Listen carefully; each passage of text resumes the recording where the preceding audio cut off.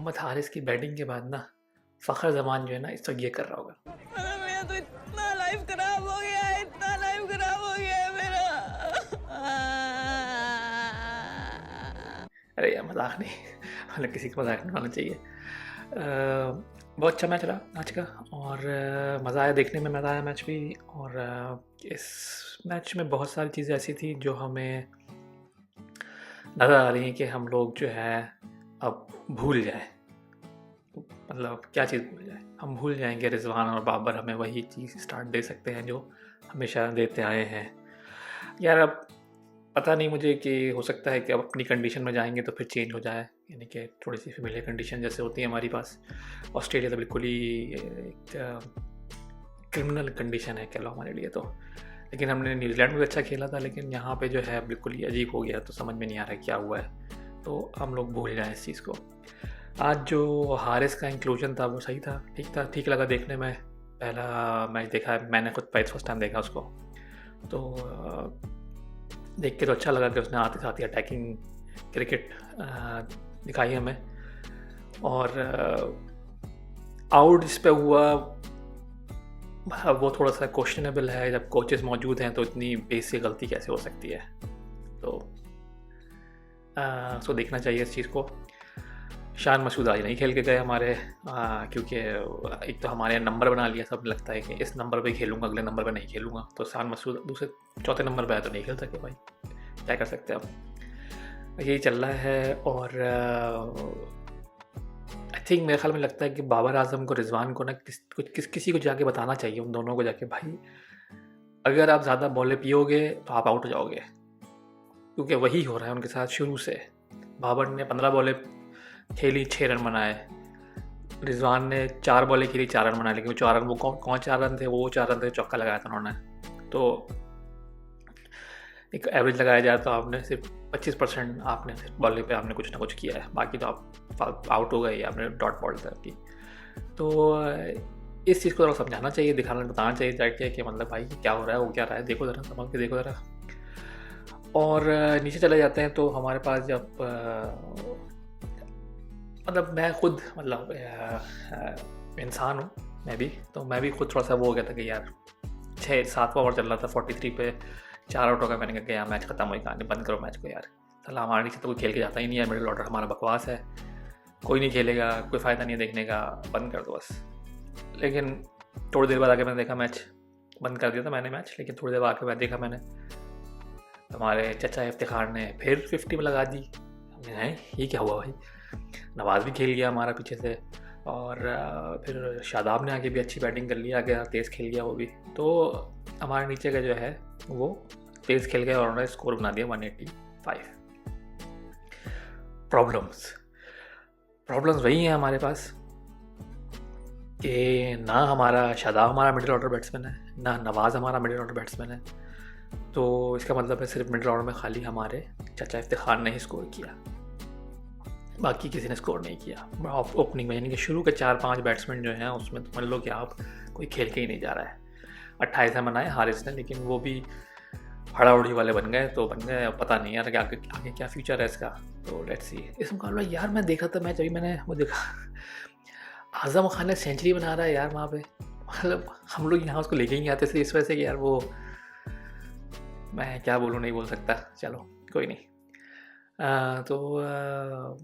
उसने सेंचुरी बनाई हुई वहाँ भाई। तो अब ये कि हम लोग के थोड़ा सा हमें अगले वर्ल्ड कप के लिए हमें सोचना पड़ेगा मिडिल ऑर्डर में कौन आएगा कौन नहीं आएगा, किसको लेके आना है किसको नहीं लेके आना। पूरे वक्त रिजवान और बाबर पे हम इन्हिसार नहीं कर सकते, और हर कंडीशन में हर बंदा नहीं खेल पाता, ये एक लाजमी सी बात है, तो इसमें कोई बुराई नहीं है। और एक बुरी खबर ये भी आई है कि यार वो हमारा रिजवान जो है दूसरे नंबर पे आ गया रैंकिंग में, पहले नंबर पे जो है वो इंडिया का स्काई चला गया है। तो थोड़ी सैड न्यूज़ यार, हमारे कितने टाइम से हमारी उस पर हुकूमत थी यार नंबर 1 पे, लेकिन चलो कोई बात नहीं, आगे फिर ले लेंगे। तो ये आज हुआ हमारे साथ बैटिंग के साथ। और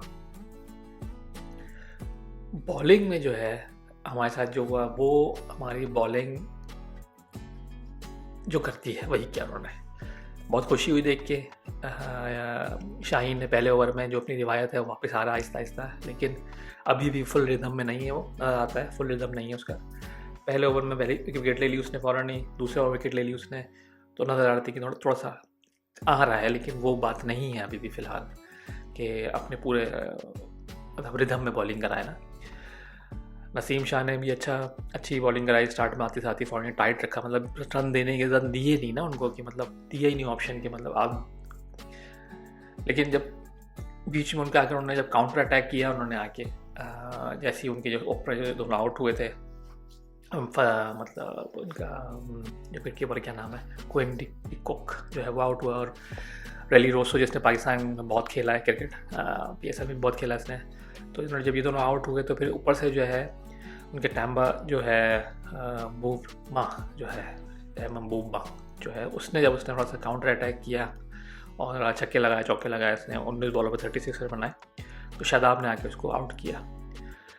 वहाँ पर थोड़ा सा वो मारना शुरू हुए थे ना जैसे ही, क्योंकि वो भी मार रहा था और मार्कम जो है उनका वो भी मार रहा था, तो दोनों जो है ना मारना शुरू लगा कि अब तो गया मैच।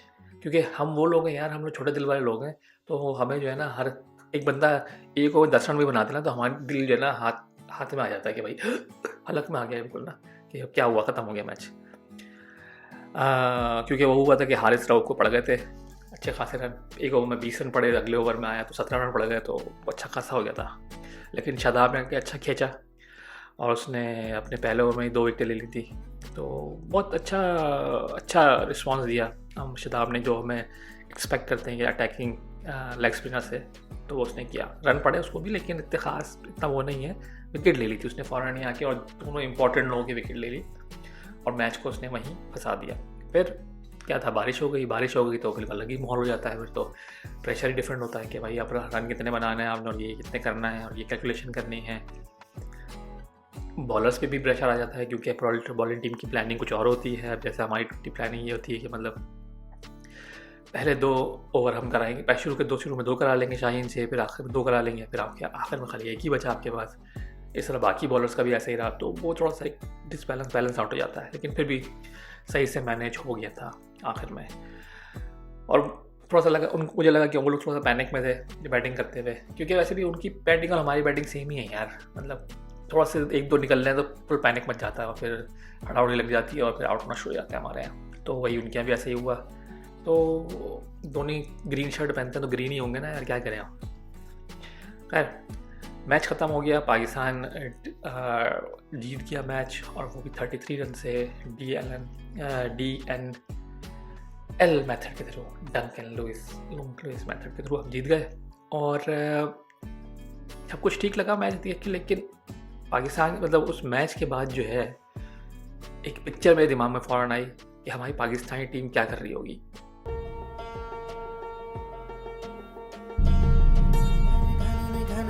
हाँ बिल्कुल, वो जो है दुआएं मांग रही होगी किसी तरीके से, जो है इंडिया वाले मैच में, या वो इंडिया वाले मैच नहीं सॉरी साउथ अफ्रीका मैच में जो है बारिश हो जाए, ताकि वो लोग साथ बैठ के रहे पॉइंट में और हम अगला मैच जीत के हम आगे निकल जाए उनसे, ये दुआएं हो रही हैं।